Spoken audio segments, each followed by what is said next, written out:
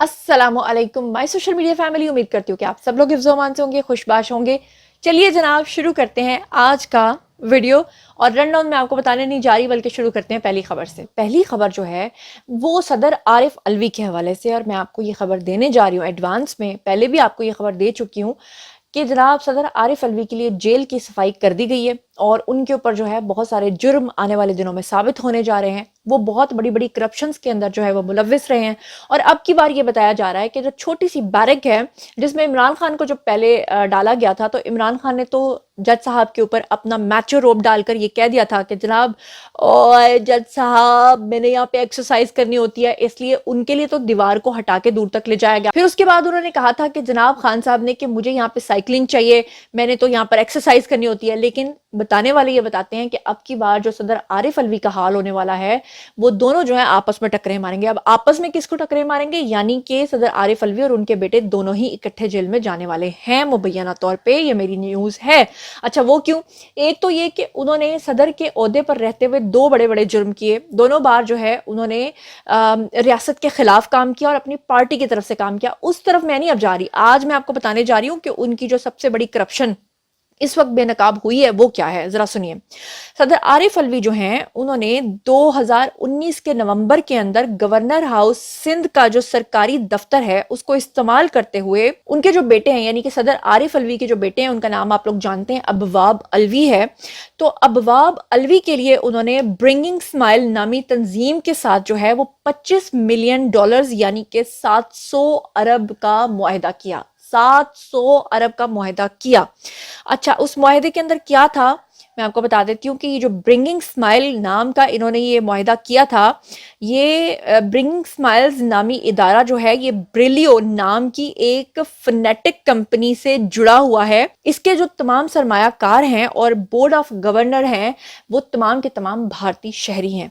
वो नवाज शरीफ जिनके ऊपर इन्होंने बेटे से बाप को तनख्वाह ना मिलने के ऊपर नाअहल कर दिया, उनको जनाब उठा के बाहर फेंका, उनको वतन वापस नहीं आने दे रहे थे, उस पार्टी के अपने सदर ने अपने बेटे के साथ ब्रिंगिंग स्माइल के साथ साथ ऐसा चूना लगाया कि हर एक की स्माइल छीन ली।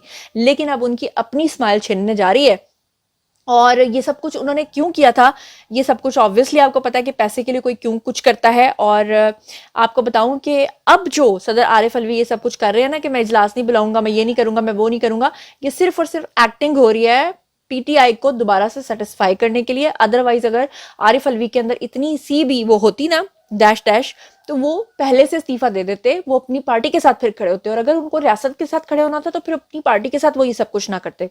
तो बहरहाल उनके बारे में उनकी अपनी ही पार्टी के लोग उनके ऊपर काफी तनकीद कर रहे हैं।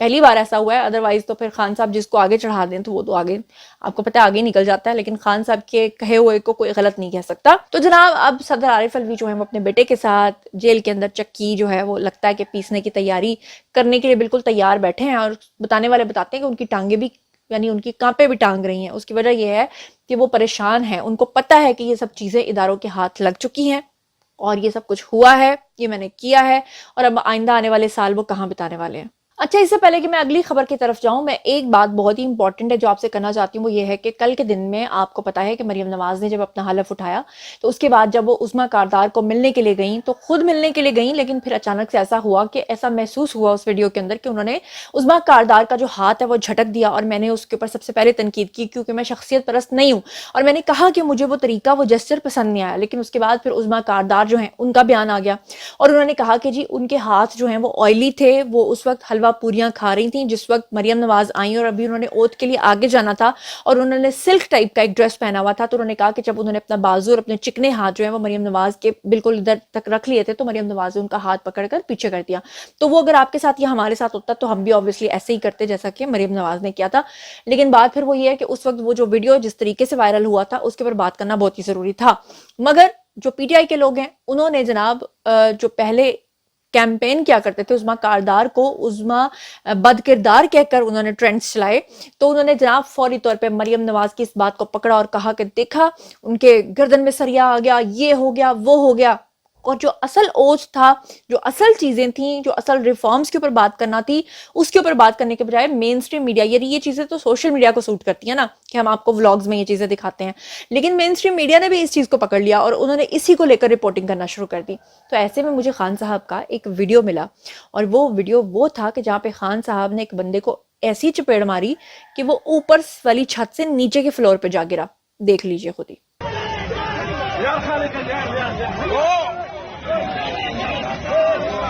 جی تو جناب آپ نے دیکھا, اور ایسے ایک ویڈیو نہیں, ایسے ہزاروں ویڈیوز ہیں جس میں خان صاحب نے خواتین کے ساتھ بدتمیزیاں کی ہیں, ان کو دھکے مارے ہیں, ان کو وہاں سے نکلوا دیا ہے. یونیورسٹی کے اندر خطاب کر رہے تھے خان صاحب, جہاں پر ایک لڑکے نے ان سے صرف اتنا پوچھ لیا تھا کہ آپ کی کارکردگی کیا ہے, تو اس کو شڑپ کہہ کے اس کو چپ کروا دیا تھا. خان صاحب کے لیے جو پی ٹی آئی کے لوگ جو ہیں وہ بدتمیزی کے اوپر اگر جو ٹرینڈ چلاتے ہیں نا تو وہ تو سمجھ میں آتا ہے, لیکن اگر تمیز کے حق میں وہ چلاتے ہیں تو یہ میری سمجھ سے باہر ہے. بہرحال چلتے ہیں جی اگلی خبر کی طرف. ویسے بات اگر تمیز اور بدتمیزی کی ہو ہی رہی ہے تو میں آپ کو ایک ویڈیو دکھانا چاہتی ہوں کہ جہاں پر مین اسٹریم میڈیا چینل پر جا کر انٹرویو دیتے ہیں شیر افضل مروت. شیر افضل مروت وہ ہیں جن کو بیچارے مروت کو کوئی جانتا نہیں تھا, صرف خان صاحب کے لیے ایک لفظ بولا, وڑ گئی, اور وڑ گئی کے بعد جو ہے میڈیا ان کے پیچھے پاگل ہو گیا اور ان کو مین لائم لائٹ کے اندر لے گیا اور ان کو پروگرامز کے اندر بٹھاتا ہے, اور پروگرام کے اندر بٹھاتے ہیں تو وہ بدتمیز شخص جو ہے وہ خاتون کو کہتا ہے, خاتون اینکر کو, کہ تم بھی مجھے پٹوارن لگتی ہو. کیوں پٹوارن لگتی ہو؟ کیونکہ تم مجھ سے سوال پوچھ رہی ہو. واہ سبحان اللہ, کیا منطق ہے. یہ اوپر والا چیمبر پورا خالی ہے, ذرا سن لیجئے کہ کیا کہا اس خاتون کو. ترما مجھے تو آپ کی انٹرویو سے اندازہ ہو رہا ہے کہ بالکل آپ کے منہ میں بالکل پٹوارن کی زبان ہے.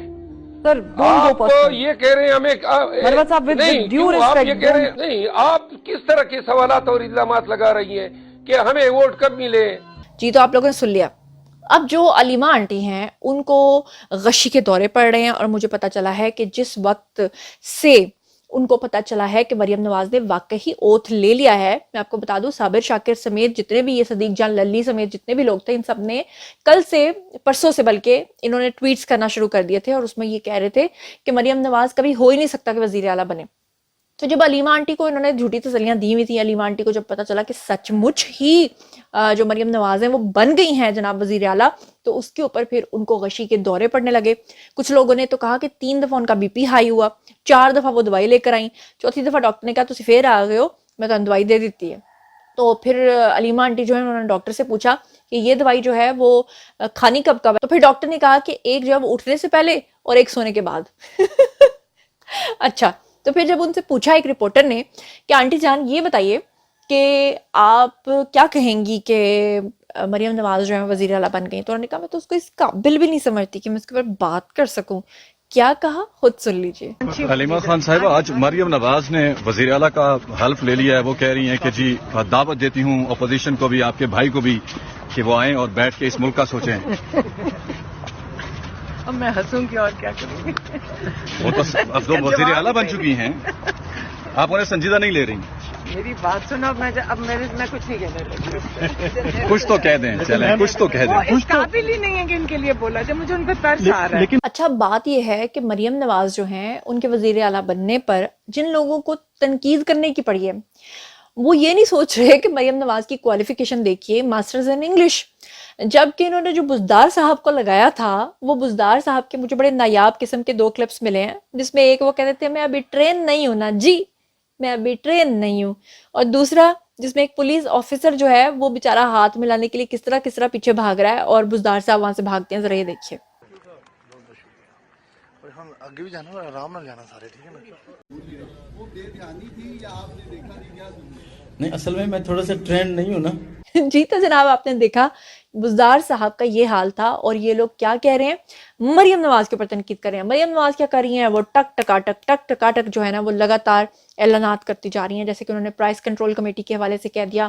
انہوں نے کہا کہ جی ہم وائی فائی لاہور کو مفت دیں گے, پنجاب کو مفت دیں گے. تو انہوں نے جناب جی ایک اور نیا منصوبہ جو ہے وہ بھی اناؤنس کر دیا, جس میں وہ کہہ رہی ہیں کہ وہ ایئر ایمبولینس جو ہے وہ چلائیں گی, اور جتنے بھی موٹر ویز ہیں ان کے آس پاس جو ہیں وہ ہر وقت ایمبولینسز چلتی رہیں گی, تاکہ جو ملحقہ علاقے ہیں वहाँ लोगों को जो है वो सेहत की सहूलियात जो है वो पहुंचाई जा सके। तो उसके बाद अगर किसी को गशी के दौरे पड़ते हैं तो फिर तो समझ में आता है कि उसको क्यों पड़ रहे हैं। अच्छा, इसके अलावा अहम खबर आपको दे दूं, वो ये है कि जो अली अमीन गंडापुर हैं उन्होंने एक बड़ा फैसला किया है। अली अमीन गंडापुर ने ये फैसला किया है कि वो आज़ाद हैसियत में वज़ीर आला का इंतखाब जो है वो लड़ेंगे। वो कैसे?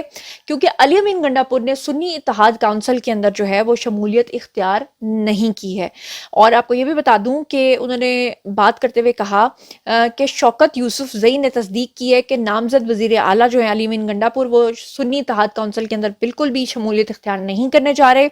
उन्होंने बताया कि अली अमीन गंडापुर जो है इस वक्त आज़ाद उम्मीदवार हैं और वज़ीर आला का इंतखाब बगैर किसी पार्टी और आज़ाद हैसियत से वो लड़ेंगे। और उन्होंने ये भी कहा कि अली अमीन गंडापुर ने इंट्रा पार्टी इलेक्शन में सूबाई सदारत के लिए भी कागजात जमा कराए हैं और सुन्नी इत्तेहाद काउंसिल में शमूलियत के लिए वो पार्टी इंट्रा पार्टी इलेक्शन जो है वो नहीं लड़ सकते। एक बात और आपको बता दूं कि पीटीआई के जितने भी वकला हैं इमरान खान के, उन्होंने एक नई खप डाल दी थी इससे पहले कि वो एक नया इल्जाम पूरी तरह से उसको प्रोपिगेट करते, उसका पहले इलाज कर लिया गया। वो ये है कि वकला ने ये कहा कि जब हम इमरान खान को मिलने के लिए जेल में जाते हैं तो जेलर हजरात जो हैं या जो जेल के अंदर जो पुलिस अफसरान है वो हमारे बिल्कुल करीब आकर खड़े हो जाते हैं। हमने खान साहब के साथ कान में फुस फुस फुस फुस फुस करनी होती है तो हमें बड़ा मुश्किल होता है क्योंकि पास वो खड़े होकर सुन रहे होते हैं। तो फाइनली जो है वो ये फैसला आ गया है कि उनको मना कर दिया गया है कि जी आपने खान साहब के करीब भी खड़े नहीं होना है, आपने दूर खड़े होना है, ताकि जो इनको फुस फुस फुस फुस करने की आदत है वो आराम सुकून से अपनी पूरी कर लें। और जाते जाते छोटी छोटी 3-4 खबरें जो हैं वो आपको जो है वो सुना के जाती हूँ कि जनाब मरियम नवाज के हवाले से जब कैप्टन सफदर को ये पूछा गया कि क्या अब आप मरियम नवाज की मदद करेंगे क्योंकि उनको एक नया ओहदा मिला है, तो कैप्टन सफदर ने जो है वो ये जवाब दिया कि मैं 33 साल से यही काम कर रहा हूँ और अब इस चीज़ को वायरल करके सोशल मीडिया पे पता नहीं क्या प्रूव करने की कोशिश की जा रही है। इसके अलावा आपको बता दूं कि मरियम नवाज ने अल्टीमेटम दे दिया है इदारों को कि 5 दिन के अंदर अंदर प्राइस कंट्रोल कमेटी को कायम कर दिया जाए ताकि रमजान में किसी को भी कोई मसला ना हो, जो कि एक बहुत ही खुशाइन बात है। जो भी अच्छी खबर होगी उसके ऊपर बात करेंगे, जो खराब खबर होगी उसके ऊपर तनकीद भी करेंगे। और साथ में आपको एक बुरी खबर भी दे दूं। बुरी खबर जनाब यह है कि नेपरा ने अवाम के ऊपर बिजली का बॉम्ब फिर से गिरा दिया है जनाब जी, और वो इस तरह से कि 1 माह के लिए 7 रुपए 5 पैसे फी यूनिट जो है वो बिजली को महंगा किया गया है। यानी कि इस महीने भी आपको जो बिल्स आने वाले हैं वो बहुत ही ज्यादा आने वाले हैं। क्योंकि मैं आपको साथ में ये बता दूं कि जो माली साल 2022 और 23 है उसमें बिजली तकसीम कार कंपनियों ने कौमी खजाने के ऊपर 403 अरब रुपए का जो बोझ है वो डाला है, और वो बोझ सारा बाद में कौन पूरा करता है? वो अवाम को पूरा करना पड़ता है। और एक और जाते जाते आपको खबर दूं कि अमेरिका का फिर से एक ताज़ा तरीन बयान आया है जिसमें उन्होंने ये कहा है कि जनाब पाकिस्तान में नई हुकूमत की तश्कील के अंदर हम फरीक नहीं बनेंगे। मुझे समझ नहीं आती कि अमेरिका क्या करना चाह रहा है। एक तरफ खान साहब पागल हो गए हैं, 50-50 हज़ार डॉलर्स देकर उनसे लॉबिंग फर्म्स के थ्रू जो है वो बयान दिलवाते हैं। एक दिन वो इमरान खान की मर्जी का बयान देते हैं और अगले दिन वो कहते हैं सानू की लेना ते सानू की देना, पाकिस्तान जो मर्जी करे। तो ये थी जनाब आज की खबरें। बारी है जी आप लोगों की, आई कमेंट सेक्शन में और बताइए इन तमाम चीज़ों के बारे में आप क्या सोचते समझते हैं। जो कुछ भी आप सोचते समझते हैं आइए शेयर कीजिए, पर्सनली जवाब दूंगी। मजीद खबरें, व्लॉग्स, इंटरव्यूज और सियासी तज्ज़िये जानने के लिए मेरे साथ कनेक्टेड रहना हरगिज़ मत भूलिएगा। चैनल को सब्सक्राइब कर लीजिएगा। अपना बहुत ख्याल रखिएगा। अल्लाह ने के बान।